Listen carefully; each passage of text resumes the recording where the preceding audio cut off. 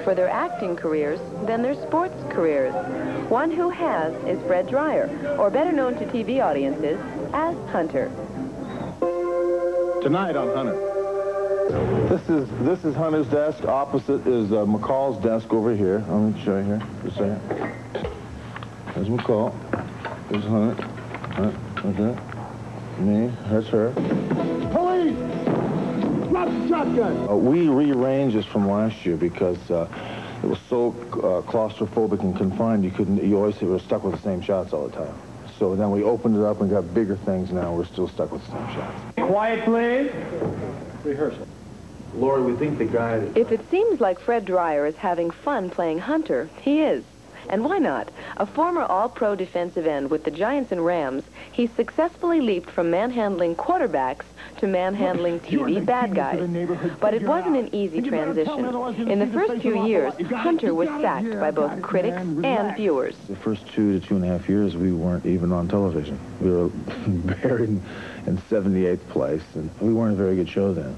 And by the second and third, by the end of the third year, we're starting to be a pretty good show. And now in its 6th year, the show is a certifiable hit in both first run and syndication. It's also enormously popular overseas. In fact, it's reportedly the most popular show in China. It seems that 800 million Chinese can't be wrong. The show is doing very well in syndication everywhere, and especially in Asia. It doesn't buy rice here. The show's climb up the ratings ladder is in part due to the chemistry between Dryer and his co-star, Stepfanie Kramer, who plays Hunter's partner, Dee Dee McCall. Anytime I can come to work for 6 years and look at Stepfanie Kramer's face, I'm having a good time. These are our trailers. This one's mine. It's decorated for Christmas, but there's no lights on, so I don't know if you can see inside of... Hey, Maggie! Come here! Who's that? Who's that? Yes, isn't that an aggressive beast? Hey! Put your fingers behind your head! Turn around! Despite her role in an action-based cop show, Kramer's life off the set reflects a different sensibility. The daughter of a professional violinist, she dances, paints, and after spending years in training as a singer, is now working on her first album. I just finished a song last night that I like very much. Of course, I'm kind of biased because I wrote it. I'm not into pushing the product out to, you know, bank on the notoriety that this show has brought me. We know how many people there are who are actors that cannot sing their way out of a paper bag, you know, that just kind of jump on the bandwagon of hype and rake in the bucks and don't really care. That's not what it's about for me. It's my career, as well as it's my love. 6 years of playing the same characters can be something of a rut, and both Kramer and Dryer have pursued other avenues of satisfaction.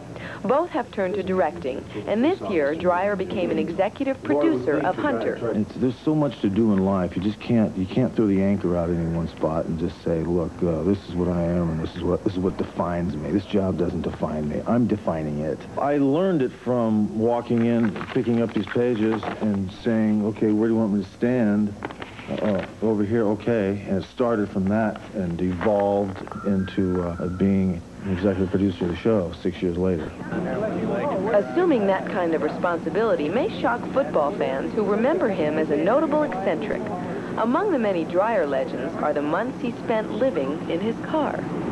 Well, that was, you know, regardless of how true that was, I don't think that's peculiar. Do you? I don't think it is. I don't anymore. If I was 43 and still living in my car, that'd be peculiar. But when it does...